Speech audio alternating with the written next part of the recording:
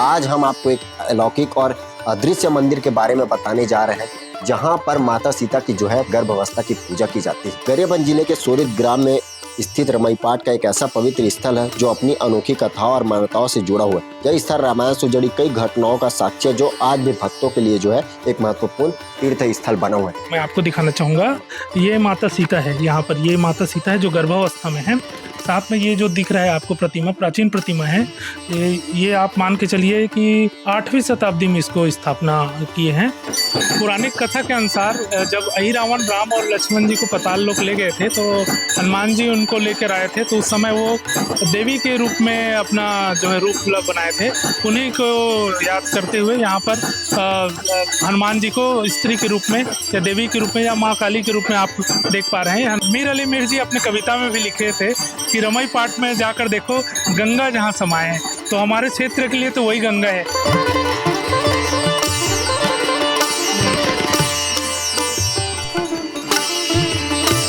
पूरे भारत में आपने एक से बढ़कर एक अलौकिक मंदिर की कहानी तो सुनी होगी और एक से बढ़कर एक मंदिर देखी होगी, लेकिन आज हम आपको एक अलौकिक और अदृश्य मंदिर के बारे में बताने जा रहे हैं, जहां पर माता सीता की जो है गर्भावस्था की पूजा की जाती है। जो आपको मंदिर दिखाई दे रहे हैं, यहाँ पर देखेंगे कि एक से बढ़कर एक भगवान की मूर्ति आपको दिखाई दे रही होगी, जगन्नाथ प्रभु आपको दिखाई दे रहे होंगे। गरियाबंद जिले के सोरित ग्राम में स्थित रमईपाट का एक ऐसा पवित्र स्थल है जो अपनी अनोखी कथाओं और मान्यताओं से जुड़ा हुआ है। यह स्थल रामायण से जुड़ी कई घटनाओं का साक्ष्य है, जो आज भी भक्तों के लिए जो है एक महत्वपूर्ण तीर्थ स्थल बना हुआ है। क्या कुछ यहाँ का इतिहास है, उसको जानने के लिए भिलाई टाइम्स की जो टीम है आज गरियाबंद जिले के सोरित ग्राम पहुंची हुई है। यहाँ के लोकल लोग हमारे बीच में उपस्थित, उनसे जानने का प्रयास करेंगे क्या कुछ पूरा इतिहास है। जी, क्या नाम है आपका? जी नमस्कार, मेरा नाम देवेंद्र कुमार है और मैं इसी जिले के निवासी हूँ, गरियाबंद जिले के। कितने सालों से यहाँ पर आ रहे हैं आप दर्शन करने के लिए? वैसे तो हम लोग बचपन से ही आ रहे हैं। जब भी मौका मिलता है हम लोग कोशिश करते हैं कि सब परिवार आकर माता जी का दर्शन करें। और भी यहाँ पे मंदिर हैं हमारे क्षेत्रवासियों के द्वारा बनाया गया है, तो उनका भी हम लोग दर्शन करते हैं। पौराणिक शिवलिंग है, उनका भी हम लोग दर्शन करते हैं। रमईपाट के बारे में लोग बहुत अच्छे से जानते हैं, लेकिन इसका इतिहास क्या कुछ लोगों को जानकारी नहीं, थोड़ा सा आप बताने का प्रयास करेंगे क्या कुछ इसका इतिहास है। जी, रामचरितमानस में श्री पूज्यपाद गोस्वामी तुलसीदास जी ने एक बहुत ही अच्छा चौपाई लिखा है कि रामायण सतकोटि अपारा। इस पूरे संसार में भगवान श्री रामचंद्र जी के चरित्र को लिखने के लिए रामायण जो लिखे हैं वो 100 करोड़ से भी अधिक है। सत मतलब 100, कोटि मतलब करोड़। और लोगों ने अपने अलग अलग तरीक़ा से, अलग अलग भूमिका से भगवान श्री रामचंद्र के चरित्र को व्याख्या किए हैं। वैसे तो ये पूरा जो छत्तीसगढ़ है वो दंडकारण्य क्षेत्र के रूप में जाने जाते थे पौराणिक और प्राचीन में। और यहाँ के जो राजा थे, राजा भानुमत थे, उनकी सुपुत्री का नाम है कौशल्या माता। और इसी कारण हम भगवान श्री रामचंद्र जी को पूरे छत्तीसगढ़ वासी भांचा के रूप में और माता कौशल्या को दीदी के रूप में हम लोग पूजते हैं। और यहाँ पूरे छत्तीसगढ़ में भगवान श्री रामचंद्र जी जो है 12 वर्ष तक अपने वनवास काल के दौरान रहे। आप अभी राजिम में आएंगे तो आप देखेंगे कि कुलेश्वर महादेव, वहाँ पर माता सीता ने कुल देवी देवताओं के नाम से कुलेश्वर भगवान जी का जो है स्थापना किए हैं। वहीं आप सरगी नाला देखेंगे जहाँ पर भगवान श्री रामचंद्र जी ने अपने धनुष को धोया था, जिसके कारण उसका नाम सरगी पड़ गया। और ये रमईपाट की कहानी ये है कि माता सीता जब अयोध्या में निवासरत थी, जब लंका जीत के भगवान आए थे, उस समय माता सीता गर्भावस्था में थी। तो वहाँ के जनता के द्वारा माता सीता के ऊपर में लांछन लगाए गए, जैसे आपने पौराणिक कथाओं में सुने होंगे। तो उसी दौरान भगवान श्री रामचंद्र जी माता सीता का परित्याग करते हैं। उसको लेकर, माता सीता को लेकर ये दंडकारण्य क्षेत्र में लक्ष्मण जी आकर छोड़ देते हैं, जो रमईपाट वाला जो जगह है यहाँ। तो यहाँ पर लक्ष्मण जी के द्वारा माता सीता को छोड़ दिए थे। उस समय वो गर्भावस्था में थी। तो पूरे भारतवर्ष में और छत्तीसगढ़ में मेरे जानकारी के अनुसार ये पहला मंदिर है जहाँ पर माता सीता का गर्भावस्था का पूजा होता है। यहाँ पर माता की गर्भावस्था की पूजा की जाती है। बिल्कुल बिल्कुल, ये मैं आपके माध्यम से, भिलाई टाइम्स के माध्यम से अभी सभी दर्शकों को भी बताना चाहूँगा, जो कि बहुत सारे बच्चे जो है CGPSC और व्यापम वगैरह या अन्य प्रतियोगिता परीक्षा का तैयारी करते हैं, उनके लिए एक बहुत ही अच्छा वो है, जानकारी है कि पूरे भारतवर्ष में और पूरे छत्तीसगढ़ में माता सीता का गर्भावस्था का पूजा जो है रमई पाट में होता है। और यहाँ के और जब लक्ष्मण जी जब माता सीता को छोड़ के गए, तो उनके जीवन यापन के लिए कि वो क्या पानी-वानी पिएँगे, है ना? कैसे अपना जीवन चलाएँगे, उसने अपने बाणों से धरती माता को छेद करके यहाँ पे गंगा प्रकट की है। आगे आपको दिखाएँगे हाँ, कि गंगा कैसे प्रकट हुआ है। और यहाँ पर जो है चैत्र जो हाँ, पेड़ के पास है वाला बोल रहे हैं हाँ, ना? जी, जी, बिल्कुल, वहाँ पर हमेशा पानी जो भरा पूरा रहता है, रहता है, आठों सालों काल भर, हाँ, आठों काल 12 महीना यहाँ उसमें पानी रहता है। गर्मी के दिनों में भी। हाँ, बिल्कुल, बिल्कुल, गर्मी के दिनों में भी आप आएँगे तो वैसे ही पानी पाएँगे। और हाँ, उसके 2 कुंड हैं, 2 कुंड में आके वो जमा होते हैं और धीरे-धीरे होकर नीचे तालाब है, उसमें जाके वो एकत्रित होते हैं। मैं आपको दिखाना चाहूँगा, ये माता सीता है, यहाँ पर ये माता सीता है जो गर्भावस्था में है। साथ में ये जो दिख रहा है आपको प्रतिमा, प्राचीन प्रतिमा है। ये आप मान के चलिए कि 8वीं शताब्दी में इसको स्थापना किए हैं। ये रामचंद्र जी हैं, ये विष्णु जी हैं, माफ़ करिएगा। ये विष्णु जी का प्रतिमा है और ये भगवान श्री रामचंद्र जी की प्रतिमा है। साथ ये ही साथ हाँ, माता सीता, हाँ, आप देख सकते हैं माता जो है आपको गर्भावस्था में वहाँ पर दिखाई दे रही होगी। वीडियो के माध्यम से आप देखेंगे। और आपको एक जानकारी है आपके चैनल के माध्यम से मैं बताना चाहूँगा कि पूरे छत्तीसगढ़ में जो निसंतान माताएँ हैं, उनके लिए जिनको पुत्र और पुत्री की प्राप्ति नहीं होती है, तो उनके लिए ये जो हमारा रमई पाठ है, ये बहुत ही ज़्यादा उसके लिए प्रसिद्ध है। यहाँ पर आकर आप मनोकामना से प्रार्थना करते हैं तो निश्चित रूप से पूर्ण होती है। जैसे कि आप देख रहे हैं, बहुत सारी जंजीर लोगों ने अपनी मनोकामना पूर्ण जंजीर का क्या कुछ वो है? हाँ, जंजीर के बारे में ही बता रहा था कि यहाँ पर जिनकी मनोकामना पूर्ण होता है, वो जंजीर चढ़ाकर भगवान को जाते हैं। और यहाँ पर ये हमारे छत्तीसगढ़ जो है, छत्तीसगढ़ों में से एक गढ़ है फिंगेश्वर। यहाँ के जमींदार थे ठाकुर दलगंजन सिंह जी, उनके भी पूर्वज जो है, इनको 8वीं शताब्दी जैसे कि पंडित जी ने बताया है, 8वीं शताब्दी में इस मूर्ति वगैरह का जो है स्थापना यहाँ पे उसने किया है। और रमई पाठ सिर्फ एक धार्मिक जगह ही नहीं, एक प्राकृतिक रूप में भी ये अपने आप को स्थापित किए हुए हैं। आप देखेंगे कि इसके चारों तरफ जो है पहाड़ियों से ये जगह जो है घिरा हुआ है और रोड से ऊपर यहाँ पर है।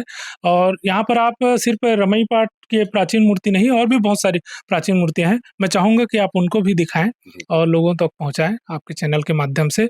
और जिस जिस प्रकार से नवधा भक्ति में माता सबरी को भगवान श्री रामचंद्र जी ने बताया था उसके पंचम भक्ति में कि मंत्र जाप मह दृढ़ विश्वासा। यदि आप पूरे विश्वास के साथ, श्रद्धा के साथ में माँ रमई पाठ में आप आते हैं और अपनी मनोकामना मांगते हैं, तो निश्चित रूप से पूर्ण होगा। इतनी सारी इसकी जानकारी दी, लेकिन लोगों को ये पता नहीं है कि इनका नाम जो है रमई पाठ क्यों पड़ा है, उसकी थोड़ी-सी जानकारी देंगे? रमई पाठ का नाम वैसे तो बहुत सारे लोगों ने अलग-अलग अपने बात को रखा है, जैसे कि मैं आपको शुरू में बताया हूँ। तो माता सीता जब क्या बोलते हैं, भगवान श्री रामचंद्र जी जब उनके दर्शन करने आए, जब यहाँ कुछ दिन के लिए थी माता सीता जो है, गर्भावस्था के दौरान, तो उस समय बहुत सारे देवी-देवता उनको दर्शन करने आए, जैसे आपको अलग-अलग मूर्तियों में देखेंगे। तो जब भगवान श्री रामचंद्र जी दर्शन करने आए, तो माता सीता जो है वो अपने ध्यान में थी, रमी हुई थी ध्यान में। तो जब दर्शन करने आए, तो वो बात-वात नहीं कर पाई, ध्यान में थी। तो उनको देखकर वो बाकी देवता भी ध्यानमग्न हो गए।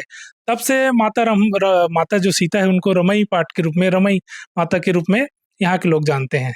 इनका इतिहास वही है कि हाँ, माता ये जो देख रहे हैं आप लोकल वो लगा कर रखे हुए हाँ, हैं, ये यहाँ क्या कोई इसका भी हाँ, कुछ इतिहास है? जी, बिल्कुल, मैंने जैसे बताया कि यहाँ के जो ज़मींदार हैं, उनको सपने में आया था कि माता जो रमई पाठ है, वो खदर छानी में ही मतलब निवासरत रहेंगी, मेरे लिए मंदिर वगैरह मत बनाना।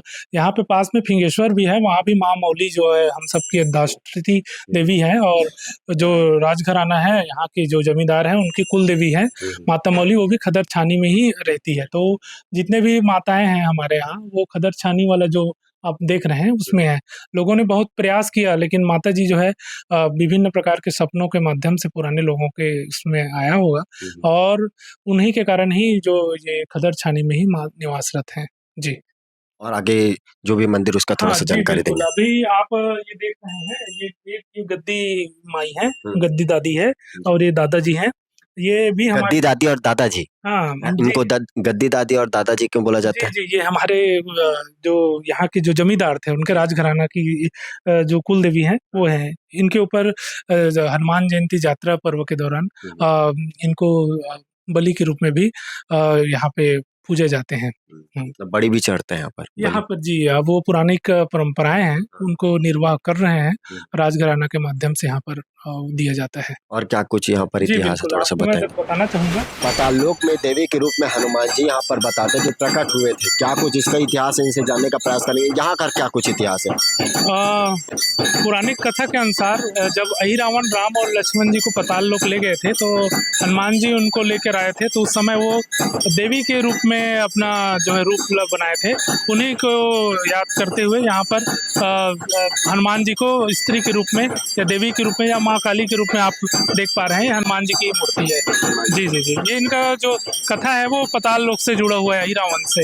हाँ, रामायणिक कथा है ये भी, पौराणिक। जी, यहाँ पर बहुत सारे जंजर दिखाई दे रहे होंगे, ये क्या कुछ? इसके बारे में मैंने बताया था कि बहुत सारे माताएं बहनें हैं, जो निसंतान माताएं बहनें हैं, वो क्या बोलते हैं, अपनी मनोकामना पूर्ण संतान प्राप्ति की मनोकामना लेकर अब आते हैं यहाँ, और मनोकामना पूर्ण होने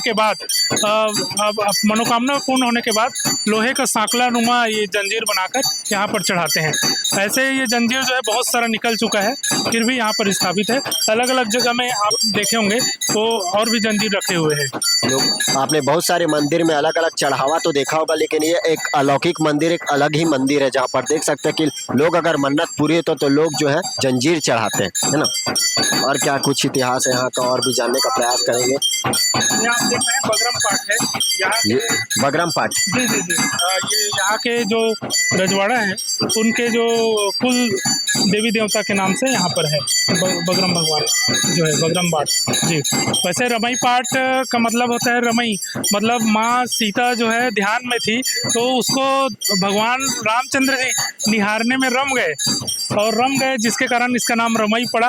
रमई मतलब रम गए, और पाठ मतलब जगह, तो ऐसा जगह जहाँ पर आकर लोग रम जाते हैं। तो निश्चित रूप से यहाँ पर जो भी आते हैं, यहाँ का जो आप प्राकृतिक वातावरण और सब देख रहे हैं, निश्चित रूप से लोग यहाँ पर आकर रम जाते हैं।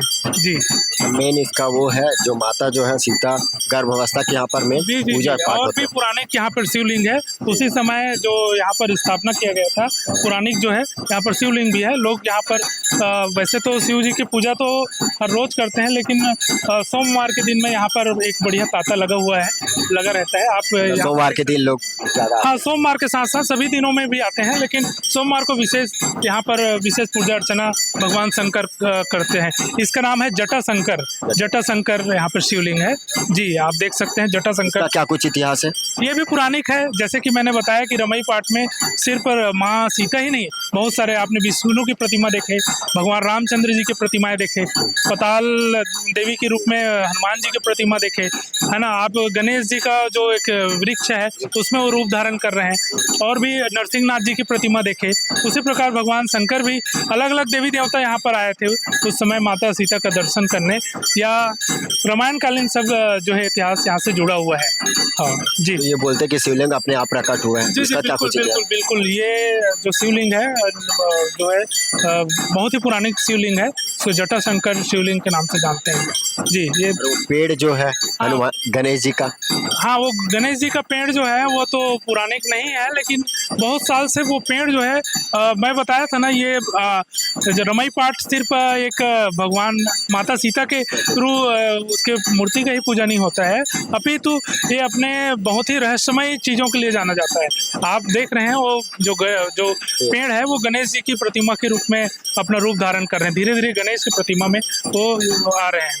साथ ही साथ आप देखें कि आम के पेड़ से जो है पानी का लगातार वो प्रवाह हो रहा है, उसको बहुत सारे लोगों ने रिसर्च करके खोजने की कोशिश किया कि किस कारण से ये प्रकट हो रहे हैं करके। मीर अली मीर जी अपने कविता में भी लिखे थे कि रमई पाठ में जाकर देखो गंगा जहाँ समाए हैं, तो हमारे क्षेत्र के लिए तो वही गंगा है। जो व्यक्ति जो है दूर हरिद्वार और आपके काशी नहीं जा पाते, उनके लिए तो हमारे लिए यही गंगा है, और अविरल जो उनकी धारा है, आप 12 महीना आप आके देखेंगे, सिर्फ अभी इस महीने की बात नहीं है, 12 महीना उसमें पानी रहते हैं। उन्हीं पानी का यूज़ इस मंदिर परिसर में किया जाता है। भंडारे में अलग अलग प्रकार के जो भोज यहाँ पर बढ़ता है या बनता है, उसके लिए यहाँ के लोग करते हैं। उनका कहानी ये है कि लक्ष्मण जी जब माता सीता के यहाँ पे छोड़ के गए थे, तो उनके जीवन यापन के लिए कि वो यहाँ पर रहेंगी तो कैसे खाएंगी, कैसे पिएंगी, तो वन उत्पादों को माँ सीता जो है वो खाती थी और पानी के रूप में भगवान लक्ष्मण जी की बाणों से जो गंगा प्रकट हुए उनका सेवन करती थी। कुछ दिन पश्चात यहाँ रहने के बाद माता सीता को वाल्मीकि जी जब आए तो वो तुरतुरिया ले गए। तुरतुरिया जहाँ पे आप सब जानते हैं छत्तीसगढ़ का एक ऐसा ऐतिहासिक जगह है, ऐसा पौराणिक जगह है, रामायण कालीन लव कुश का जन्म स्थली है। तो माता सीता यहाँ कुछ दिन निवासरत रही। उसके बाद तुरतुरिया में वाल्मीकि जी आए और उनको ले गए माता सीता जी को।